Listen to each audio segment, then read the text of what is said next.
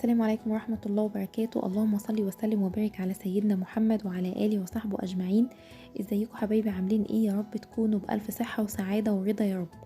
فيديو النهاردة ان شاء الله هيكون عن طريقة تخزين وتفريز البسلة. هتفضل معاكي خضرة كده ولونها جميل كأنها طازة بالظبط. يلا بقى نشوف مع بعض هنعمل ايه. يلا نبدأ مع بعض ونقول بسم الله. نبدأ نفصص البسلة. انا عندي هنا 2 كيلو تقريبا، بيطلعوا النص بعد ما بيتفصصوا.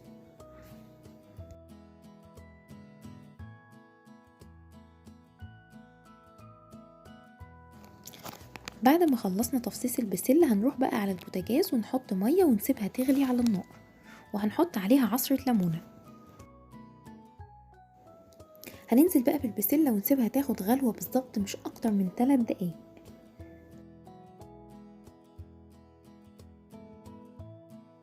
في الوقت ده بقى هنحضر مية ساقعة ونحط فيها تلج، والخطوة دي هتبقى مهمة جدا.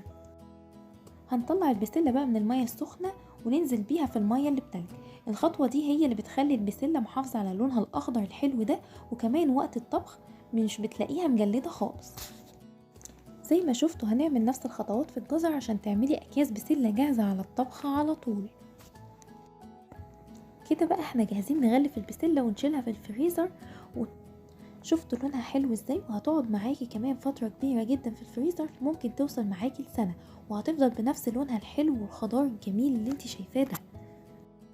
في نهاية الفيديو اتمنى يكون عجبكم. لو انتي شايفة ان المحتوى مفيد ما تنسينيش في اللايك واشتراك في القناة علشان يوصلك كل جديد، واسيبكم في رعاية الله وامنه، والسلام عليكم ورحمة الله وبركاته.